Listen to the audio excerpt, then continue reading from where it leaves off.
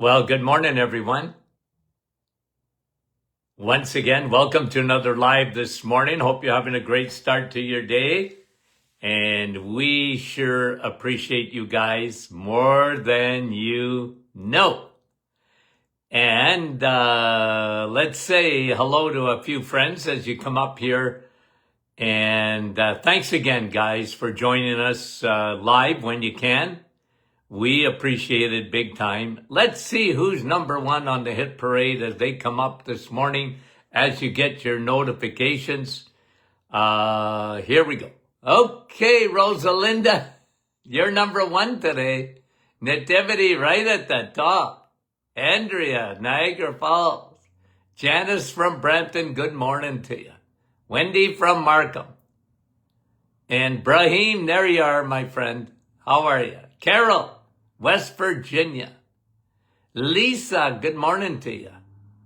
And Kevin, Oshawa. How are you, Kev? Bonnie, Blenheim. How are you, Bonnie? Yvonne Petawawa. Thanks for coming on, guys. It's Brahim's birthday. Okay, happy birthday, my friend. Everyone wish Brahim. Sandy, how are you? Karen, Georgie, Halifax, Nova Scotia. Trish, Sue, Manitoulin Island, good morning to you. Sandy, Fergus Falls, Minnesota. Annie and Linda, Nellie, good morning. And Brahim's wife's birthday on the same day. Helga, Marla, how are you? Christine and Carol, Moncton, New Brunswick. 100 in Portland, Oregon today. My word. Eileen. Dennis from Norwich. Good morning. Dave from Muskoka. Herma, how are you?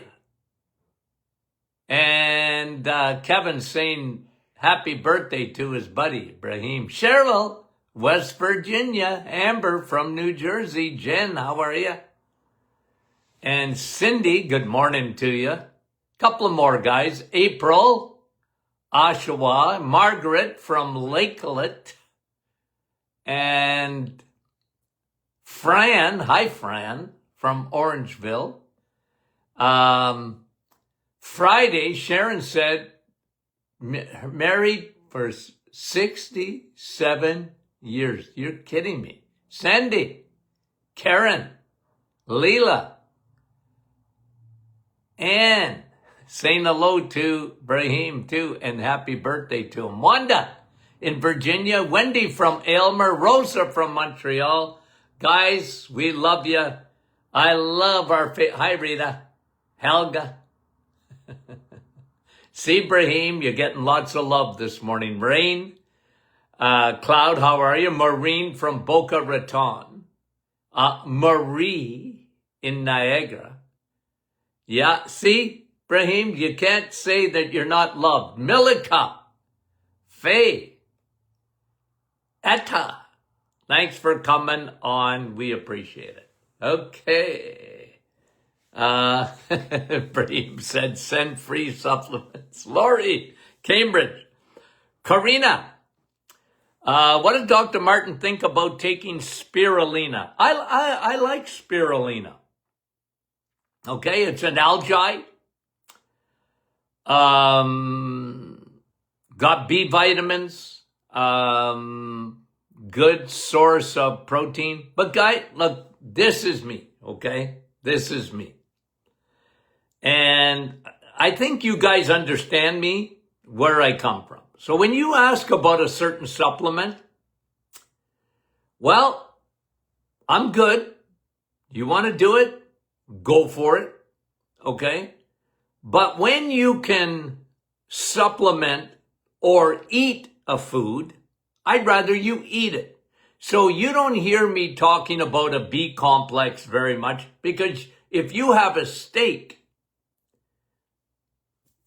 you're getting it. You want protein? Eat a steak. Eat eggs. Eggs, meat, and cheese. Beets spirulina. Okay? So again, I like it. I got no problem with it at all. But if I can tell you to eat something rather than supplement, then I will tell you to eat it. So eggs, meat, especially steak, better than spirulina. So, hey, but I like it. Okay? I like it. Yep. Okay. So you understand where I come from. Corina, thanks for that question. Chris is asking, she's a 75-year-old female, had her vitamin D checked, Canadian numbers, I'm assuming. It was at 200. Doctor told me to stop taking it. Well, Chris, I don't agree with your doctor. I like 200. Now, remember, there's Canadian numbers on vitamin D and American numbers on vitamin D. I'm assuming, just by what you're saying, those are Canadian numbers, okay? And Canadian numbers are 2.5 times those of American equivalent on vitamin D, okay? So 200, I like 200. It's not too high, okay? I like 200 to 250, really, okay? And I really like getting your vitamin D levels checked. And again, when it comes to vitamin D, okay, physicians are reticent, they're scared, they've been taught vitamin D can be toxic, not that they've ever seen it.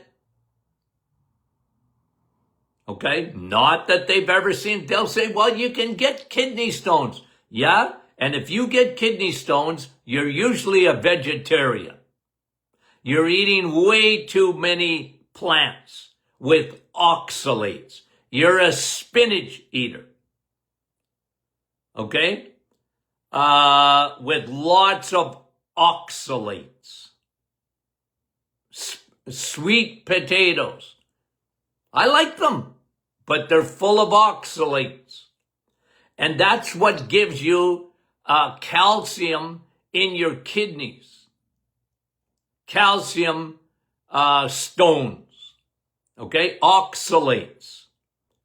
You could have uric acid stones, and those are the people usually that are drinking a lot of fructose. Not vitamin D. Okay, but they love to say it. And again, I'll give you research, guys, that's been done over the years. In order for you to become toxic with vitamin D, okay, 50,000 IUs a day, every day for 6 months, and they still didn't get toxic. Now, do I recommend that? No. You won't hear me say it. But it's just, they scare the living life out of you with vitamin D. And I'm telling you, it's craziness. The Canadian government here, they have a war on vitamin D. They can't stand if you're recommending more than 1,000 IUs. 1,000 IUs of vitamin D are for mice, not you. Okay? You get out in the sun, okay? I'm looking out my big window here this morning, and it is sunny, beautiful. I love that. If I go out there and sunbathe today for 20 minutes, I'm going to get 10,000 IUs. As long as I got my solar panels uncovered. What are your solar panels? The best are your arms and legs. Okay? Those are your solar panels. So is the rest of your body, but not like your arms and legs. Leave them uncovered, and whatever you do, don't use sunscreen. Okay? Don't put carcinogenics right on your skin. It's readily absorbed. Okay? So there's a war on vitamin D, guys. And because physicians don't take any training in vitamin D, other than they're scared of it, Unfortunately, guys, nothing works properly in your body without vitamin D. Your immune system, your cardiovascular system, sun is the best way to get it. But if you can't get sun, and most of us can't get enough of it, you know what happens? You better supplement. There's a supplement, okay, unlike spirulina that we talked about earlier, that's better for you. And you can get it in food. You could. If you ate blubber, if you ate seal, if you had cod liver oil every day, that's what the Inuit do. That's why their levels of vitamin D are good. You can actually eat it without the sun, right? Because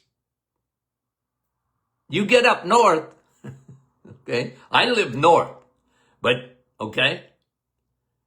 But go way north of us, and, you know, good luck with sunbathing. But they can get it in food. But the problem with food is you have to top that up every day. That's why supplementing with vitamin D is so important. It's part of my protocol. And I'm not scared of vitamin D. I've been using vitamin D for 50 years. I'm not scared of it because I understand it and I've studied it. There's no vitamin that I've studied more than, well, maybe vitamin C, coffee. Okay? Then the vitamin D. I've read everything I can read on it. I've seen every study that there is on it.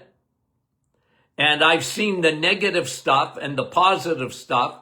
And, you know, at one time I was on the vitamin D council.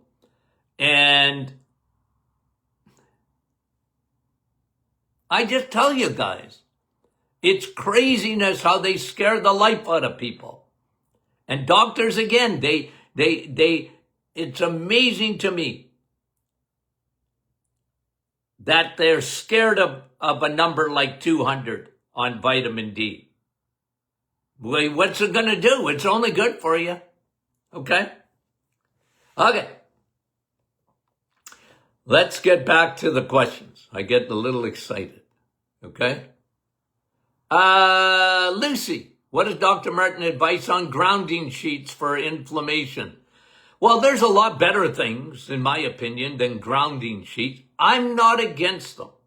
Okay? I am not. It's not, certainly not my area of expertise. And a lot of people love grounding sheets. Okay? I hear a lot about grounding, like get outside and walk on the grass, or get outside and walk, if I could get to the beach, walk on the sand. Am I against that? I love that. Good for you. How much does it do? Does it cure? This is what bothers me about grounding, okay? Let me tell you what bothers me about grounding when I hear about it. When it tells you it fixes everything from warts on your nose, pimples on your nose, to warts on your toes. You know, like people make these grandiose claims. Grounding fixes everything. Grounding sheet.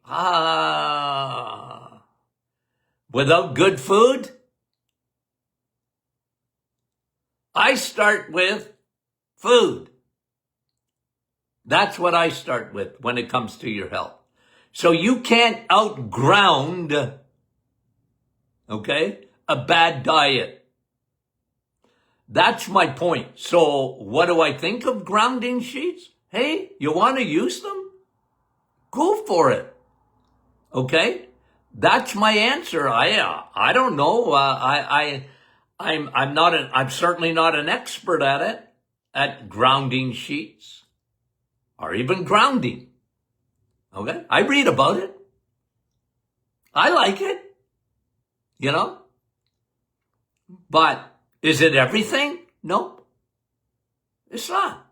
Is it going to cure your cancer? Nope. Okay? No, it won't.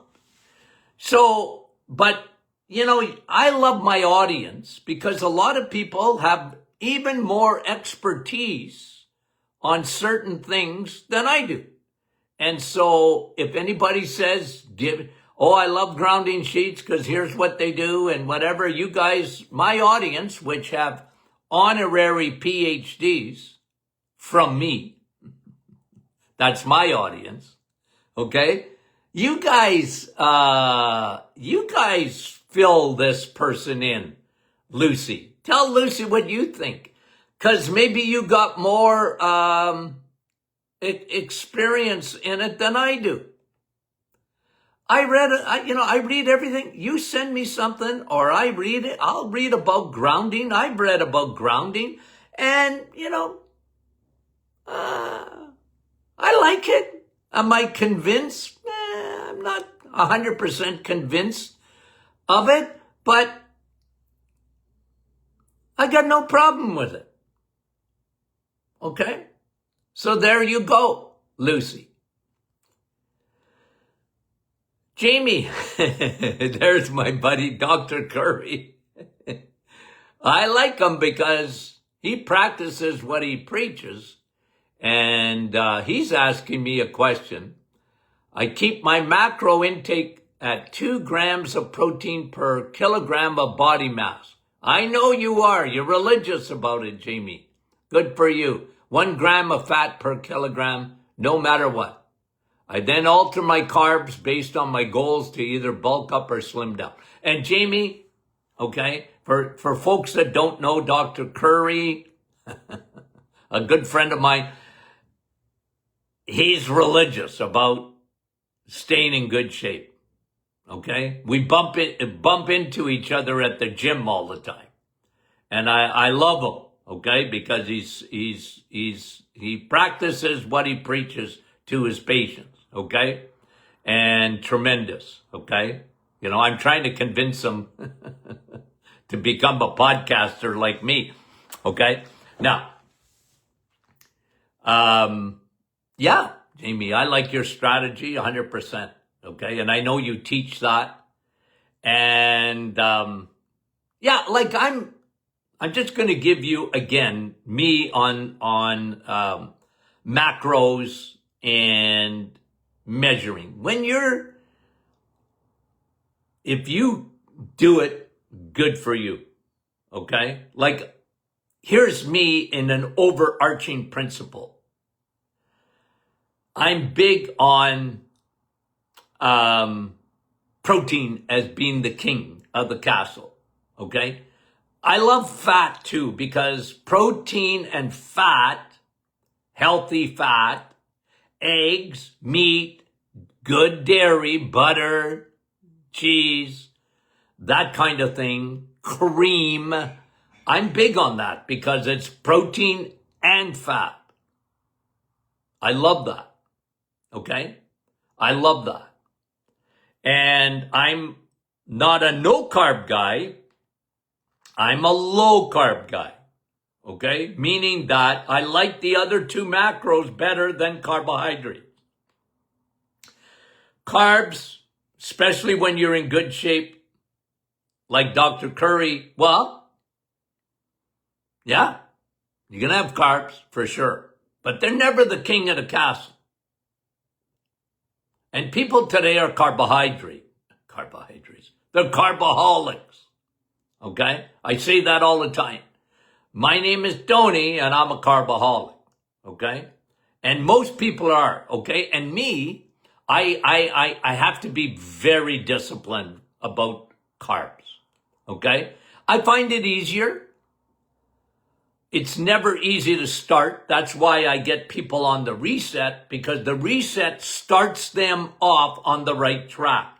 And it's not easy, but there's a lot of good things that happen. I've proven that to my tens of thousands of patients over the years, and then probably hundreds of thousands now who have read the Metabolic Reset, Sun, Steak, and Steel, or whatever. They do 30 days, and there's a lot of good things that happen. One of them is you find out just how little carbohydrate you need to excel. When you do the 30-day reset with no carbs, okay, it's just temporary, but no carbs. What happens is you find out you were eating way too many carbs, number one. Number two, you find out you're not having them, just how good you feel without carbohydrates. And I'm never suggesting that has to be the rest of your life, no carbs. But you find out how little carbs you need. You want to measure that? People measure it. I got no problem with it. But I'm more of a generalized guy because I talk to the masses. And I don't get into numbers as much as the big picture. High protein and fat, because that's the way it should be in nature. Protein and fat go together in nature. Eggs, protein and fat. How many carbs? Not many. Meat, protein and fat. How many carbs? Not many. Dairy, protein and fat. How many carbs? Not many. See what I say? So I'm not saying you never eat from the plant kingdom. Okay? I'm not saying that. After the 30-day reset, you introduce plants back. The good ones. Right? I'm not big on grains. Okay? I think we overdo it on grains, but I'm not suggesting you could never have it again. If you have autoimmune or you have other issues, you just be very careful. Any breads or cereals or whatever, you just be very careful. Okay? So that's where I come. And Jamie, we love you. A good buddy of mine. Smart. Okay? Smart. Now, and then he's saying, okay, how do I stay handsome like Dr. Martin? Jamie, I told you, you need glasses. Okay? Okay, then Carl is asking a very similar question in the sense that he says, wondering if you have any info on how much protein I should have for someone with COPD. Okay. Well, again, I'm not going to give you a number. You can, a gram of protein, maybe for every pound of weight you are, but I don't have that as a rule of thumb. Okay. When someone's in the gym, someone that is really, in tremendous shape, you might worry more about measuring that. I'm not into that as much. I'm more of a generalized. So for COPD, okay, protein's got to be king. You don't want to, for any reason, by the way, you want to cut your sugars down to almost nothing. You don't need that stuff, okay? You can have carbohydrates, but I wouldn't have sugars with COPD. Really minimize your bread and because here's what I found with COPD, okay? Just specifically, Carl, for you. With COPD, here's generally what I found over the years. You have a major fungus, a major candida in the lungs. Almost invariably. And I understand there's fibrosis in there and different, but there's usually starts leaky gut, leaky lungs. And I'm really big on not feeding the bears. Candida loves sugar, so cut it out. Protein, yeah. I'm not going to tell you a number, Carl, because I don't do that generally, okay? But live on eggs, meat, and cheese. How's that? EMC. Okay. Shelley, 65-year-old man that has been eating meat and green veggies only since having a mild heart attack 9 months ago. Okay. He lost 10 pounds and is at a decent weight, okay? Question, how does he get rid of tummy weight, okay? Is that insulin stalling his progress? Maybe. His triglycerides is 1.23 and HDL is 1.31. Pretty good. Okay. It's pretty good. That's a good ratio. I like what you're doing or he's doing, Shelley. You can tell him that. I like lower triglycerides than the HDL. That is a big indicator. And his A1C is 5.1. Well, that's very good. That's very good. Okay? Of having that low A1C. So I would tell you it's probably not his insulin on the belly fat. I think it's more of, it may be residual and he hasn't lost it yet. He's eating a very low carb diet, which I really like, especially after a heart attack. And the other thing is that it could be his cortisol. Cortisol will give you belly fat. So his stress hormone. Again, I don't know him,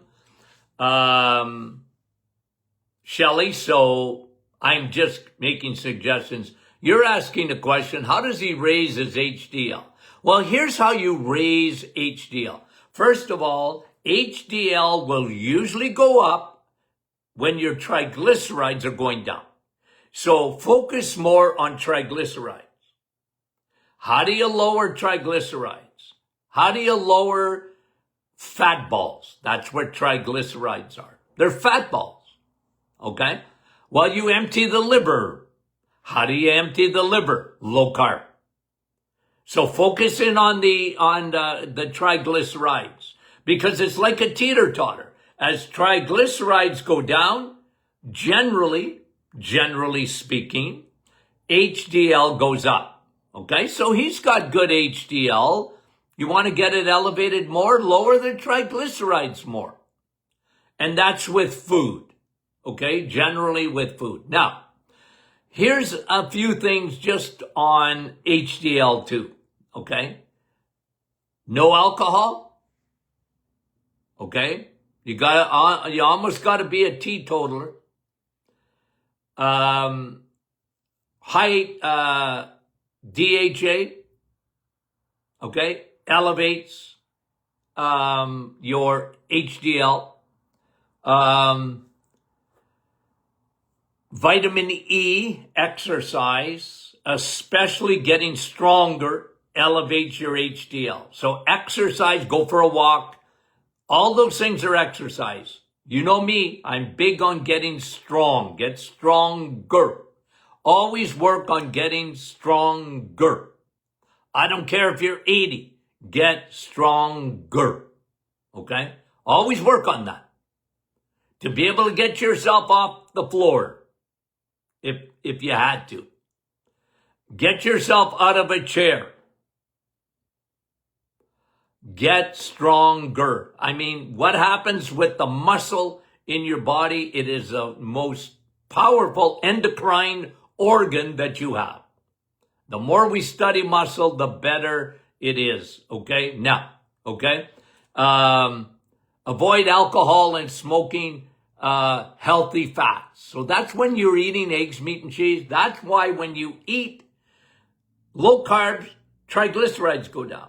But when you eat eggs, meat, and cheese, your HDL goes up. Okay, so that's what I would do.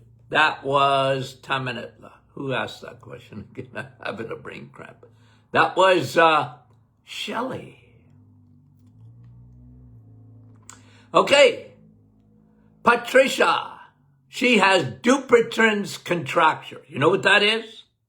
Okay, trigger finger. Calcified, okay, tendon in the hand. Here's the number one reason that, look, you get trigger finger because a lot of times it's gripping, you're using that, happens, it's an occupational hazard for some people. But here's what I found with Dupuytren's contracture. Usually, almost invariably, it was caused too by glycation, insulin, too much sugar. It glycates the tendon. Okay, there's a good example of glycation. And, I used to show a patient, work it, never stop. Don't stop using that thing and break it down. Okay? But when it comes to diet, cut out the sugar.